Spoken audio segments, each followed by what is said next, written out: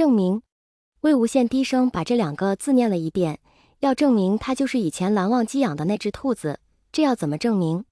蓝忘机小时候的事情他是知道的一分不差不错，但那都是好多年以前的事情了。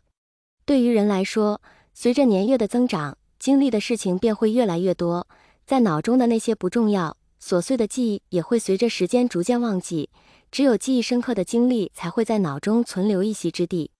当他还是兔子的时候，与蓝忘机确实没做过什么令人印象深刻的事情，事实上也做不了，因此也不知从何证明。于是魏无羡只好道：你小时候的事情我都知道，你还把红发带送给我了呢。等等。魏无羡话语蓦地一顿，似是被点通了七窍，右手往左手掌心一捶，说道：对了，我刚刚怎么没想到？蓝忘机神色凝重地看向他，格外不解。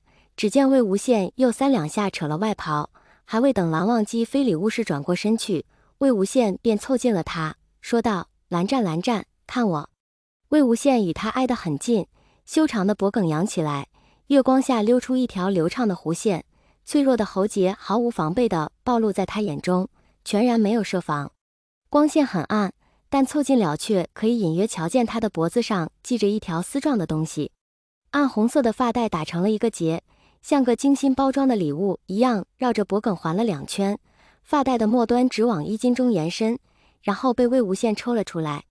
那发带的尾端被魏无羡塞到了他的手里，因是与肌肤相贴久了，其上还有一丝未散的温热。魏无羡催促道：愣着做什么，解啊！蓝忘机在那当机半晌，握着发带没有动作，只因这举动实在是太亲密了，像在拆一个送给自己的礼物，而这个礼物是魏无羡自己，也就意味着像是魏无羡把它当作礼物送给自己一样。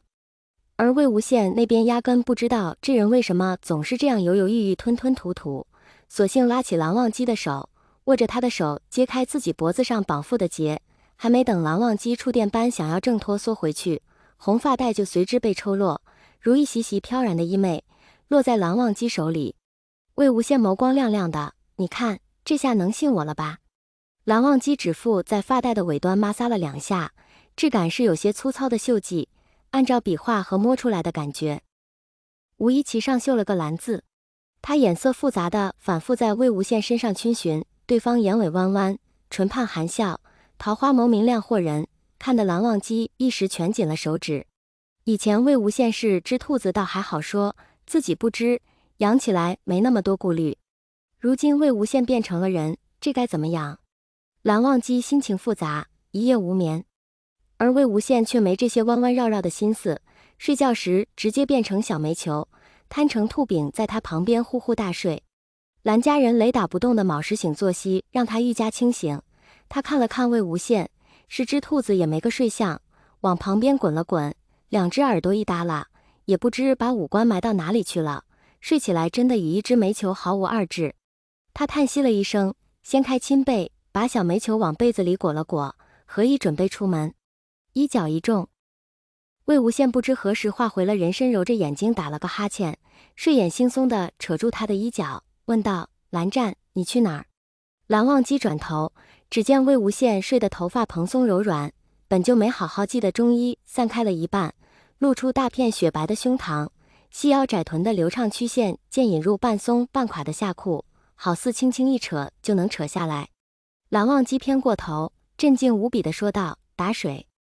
哦，都说了别下山了，你走不？魏无羡默然一顿，睡意散了几分。蓝湛，你不走了？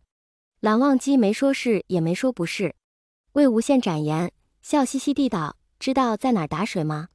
蓝忘机道：我知。魏无羡道：才来这么一晚上，就把乱葬岗摸透了。醒都醒了，我们一起去呗。若是有人突然不怀好意地冲出来，把你挟持回自己的老巢，不想办法逃出去，难道待在原地等死吗？虽说现在蓝忘机还没有办法离开这里，但自从他知晓了魏无羡与自己的瓜葛与渊源之后，倒是逐渐不像刚开始那么排斥了。蓝忘机道：打个水而已。言下之意是，反正他也走不掉，何必时时跟着自己？况且，就算不是怕自己跑掉，也不必这样时时刻刻粘着自己吧。养兔子蓝忘机还算是擅长，可这养一只会变成人的兔子，初次上手还没什么经验，总归还是把它当作人看待的。然而魏无羡见他就是不愿意带上自己，软声道：“带上我吗，二哥哥？”语调还带着刚睡醒的哑。后面那个略带鼻音的称呼挠地蓝忘机耳膜一痒，仿佛有谁在自己耳边轻轻喝了口气，血液也为之俱沸。